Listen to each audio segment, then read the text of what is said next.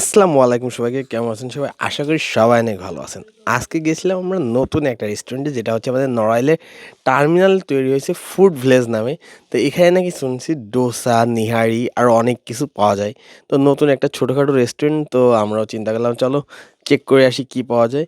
তা প্রথমে হচ্ছে আমরা অর্ডার দিলাম লুচি আর ছোলার ডাল। তা লুচিটা একটু ঠান্ডা ছিল, মেবি সকালে বানানো বা দুপুরে বানানো, কিন্তু বাট ডালটা অসাধারণ ছিল। লুচি আর ছোলার ডাল, লুচি 10 টাকা করে আর ছোলার ডাল 10 টাকা। আর পরে দিয়ে দিল হচ্ছে ডোসা।